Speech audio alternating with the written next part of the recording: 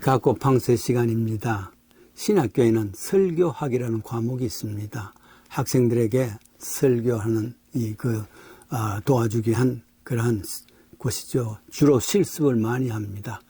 어느 신학교의 일입니다. 덩치가 큰 이 신학생, 남 앞에 서서 설교한다는 것 자체가 깊은 스트레스입니다. 설교학을 교수를 찾아가서 이야기합니다.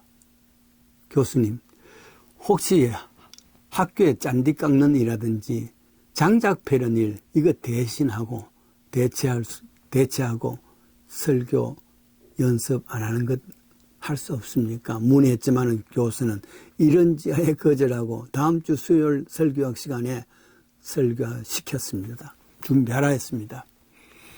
이 학생이 다음 수요일이 되었습니다. 강의실에 강단에 올라갔는데 30여 명의 학생들의 두 눈들이 60개가 반짝이는데 그저 가슴이 두근거립니다. 적어온 글도 보이지 않습니다. 겁에 질렸습니다. 그리고는 떨리는 목소리로, 여러분, 오늘 제가 무슨 설교를 하는 걸 하시는지 아십니까? 학생들은 한 목소리로 모릅니다. 하자 이 학생은 여러분도 모르는데 제가 어떻게 알 수 있겠습니까? 하고 그냥 내려와 버립니다. 화가 난 교수님 다음 시간에 또다시 시킵니다. 다음 주가 돌아왔습니다. 이번엔 또 올라갔습니다. 여러분, 제가 무슨 설교를 하려는지 아십니까? 하자 지난 주일날 대답했던 모릅니다 대신에 약속이 난 듯이 압니다. 이 덩치 큰 신학생은 알면 되었습니다 하고 그냥 내려온 것이죠. 담당 교수는 머리 뚜껑이 열렸습니다. 그래서 다음 주에 또 시켰습니다. 드디어 시간이 되어서 오르자 교실이라는 웅성웅성 이번에는 무슨 말 할까 기대하고 있는데 이 덩치 큰 신학생 올라와서 이번에도 똑같은 질문을 합니다. 여러분, 제가 무슨 설교를 하는지 아십니까? 사람들은 그때 알기 때문에 혹은 모르기 때문에 하고 반은 압니다. 반은 모릅니다. 갈라졌습니다. 이때 덩치 큰 신학생이 하는 말입니다. 떨리는 음성으로 그러면 됐습니다. 모르는 사람은 아는 사람들에게 가르쳐주고 아는 사람들은 모르는 사람들에게 가르쳐주고 모르는 사람은 아는 사람에게 질문하면 됩니다. 교실은 온통 웃음거리가 있습니다. 그러나 교수님은 이번에는 심각한 얼굴을 하더니 그렇다. 이것이 설교의 정석이다. 모르는 사람은 아는 사람에게, 아는 사람은 모르는 사람에게 이 구절을 적어서 설교와 강의실에 붙여 놓습니다. 설교학의 표어가 되었습니다. 물론 이것은 제가 지어낸 이야기가 아니라 어느 책에서 읽었습니다. 설교의 정석은 복음의 정석은 설교는 복음을 모르는 사람에게 내가 아는 복음을 나누는 것이 설교입니다. 그렇다면 이 설교는 꼭 목회자만 아니라 모든 성도들이 할 수 있는 말입니다. 처음 교회 개척됩니다. 교회의 미션 스테이트먼트, 창립 미션 스테이트먼트를 거창하게 뭐 할 거 없는가 생각했습니다. 다른 사람들과 구별한 목적이 분명히 부각되는 것, 그런 게 없을까 생각하다가 성경을 읽는데 예수님의 사역을 읽었습니다. 마태복음 4장 23절, 예수께서 온 갈릴리에 두루 다니사 저희의 회당에서 가르치시고 천국 복음을 전파하시고 백성 중 모든 병과 모든 약한 것을 고치시니 이 안에 모든 것이 다 들어있단 말이죠. 이게 설교입니다. 모든 것이 다 여기에 들어있었습니다. 즉 예수님께서는 온 곳에 가르치시는 교육 아닙니까? 복음을 전파하시고 선교 아닙니까? 약한 것을 고치는 것 봉사 아닙니까? 그래서 가나안 교회 개척 교회의 목표를 선교, 봉사, 교육 이렇게 했습니다. 교육사역에서 무슨 특별한 거창한 것이 아닙니다. 이상한 목표를 세워서 사람에 끌려는 것도 아닙니다. 예수님께서 하신 그대로 아는 것을 모르는 사람에게 나눠주는 것, 모르는 사람은 아는 사람에게 질문하는 것, 이게 설교 아니고 이게 복음 아니겠습니까? 그렇습니다.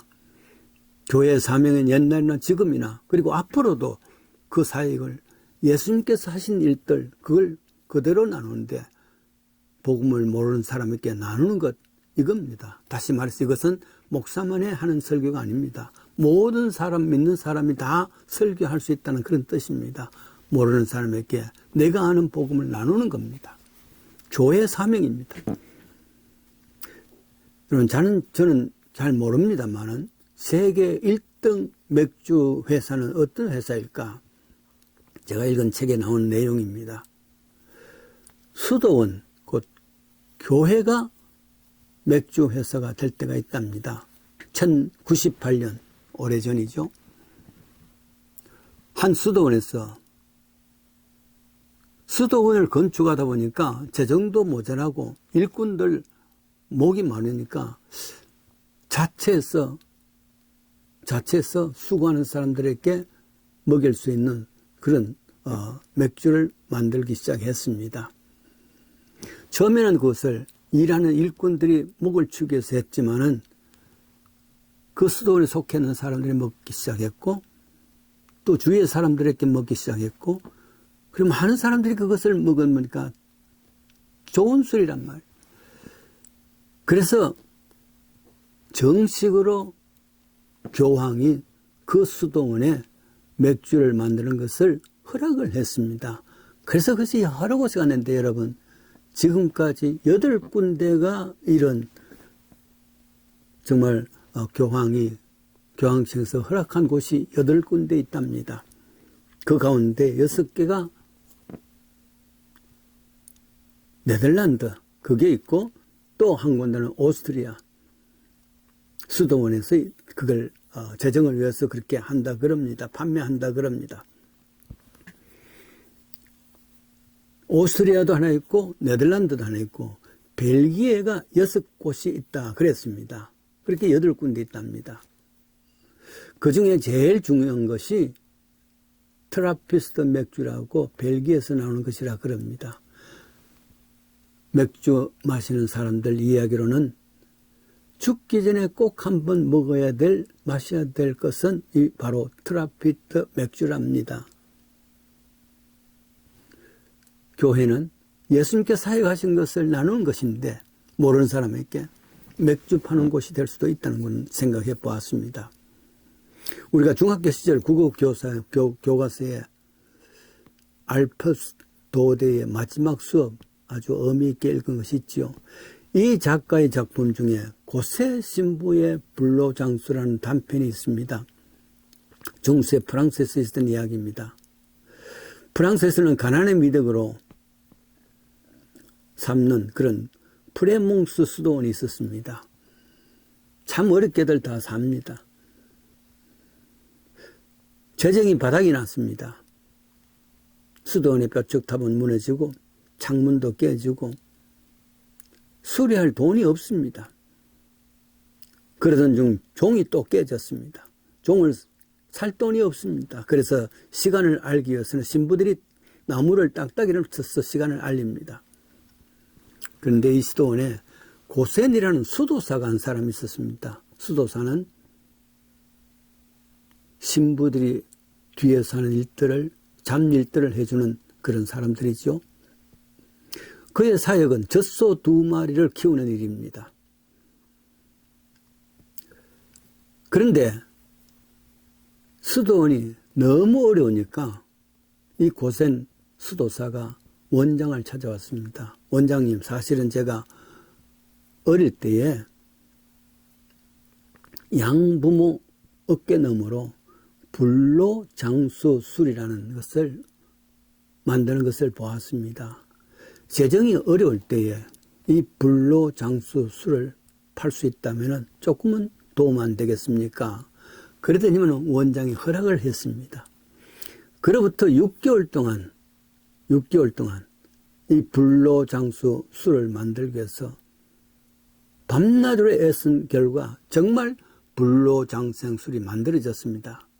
처음에는 수도원의 사람에게, 그리고 수도원 주위의 사람들에게, 나중에는 프랑스 전역에 판매되어서 수도원은 점점 부해지고 건물도 세단형되고 또 웅장한 새 건물도 짓고 그런 곳이 되어졌습니다. 돈방석에 앉았습니다. 신부들은 영성이라든지 예배라든지 이것보다 더 신경 쓰게 하는 것이 이 돈입니다. 돈방석에 앉았답니다. 그러니까 고센 수도사는 이제 그 이름이 온 수도원에 알려졌을 뿐만 아니라 수도원의 모든 수도사들 혹은 신부들이 힘을 합해서 이 사람에게 신부 서품까지 줍니다. 그만큼 중요한 사람이 됐지 않습니까? 어느 날 수요 예배 시간입니다. 경건하게 예배 보고 있는데 밖에서 꽝꽝 땡꽝 소리가 납니다. 소란하고 야단입니다. 고성방가합니다. 이 경건한 예배를 방해한단 말이죠. 그리고 한 사람이 혀꼬부러진 소리로 야단치면서 예배실로 지금 뛰어들어왔습니다. 얼마나 술을 마셨는지 그 얼굴은 지금 새빨간 얼굴색이 되었고, 가마보니 그분이 다른 사람이 아니라 고세 신부였습니다. 매일 술과 씨름하다 보니까 중독이 되어서 완전히 망가진 겁니다. 예배를 보던 신부들은 그렇게 떠받들던 고세 신부를 향해서 사탄아 물러가라. 그리고는 열심으로 모여서 우리 고세 신부를 위해서 기도하십시다. 기도합니다. 고세 신부는 원장을 찾아갔습니다.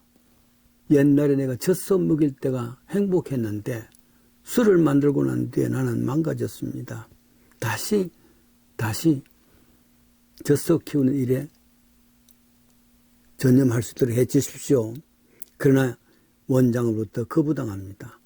하나님께서 고세 신부를 지켜줄 거예요. 우리들 열심히 기도할 테니까 더욱더 좋은 술을 만들어 주십시오. 그랬습니다. 고세 신부는 육체도 망가지고 그 영혼도 점점 망가집니다. 그래서 결국 이 수도원은 가난을 중심으로서 더욱더 영성이 풍성했던 이 수도원인데 술을 팔고 난 뒤에 돈이 되어지고 난 뒤에는 완전히 그곳에 있는 모든 수도사들, 신부들의 그 육체도 또 그 영혼도 망가지게 되었습니다. 여러분, 우리는 지금 어디에 속해 있습니까? 더욱더 그 영성을 밝히는 복된 미래가 되십시다.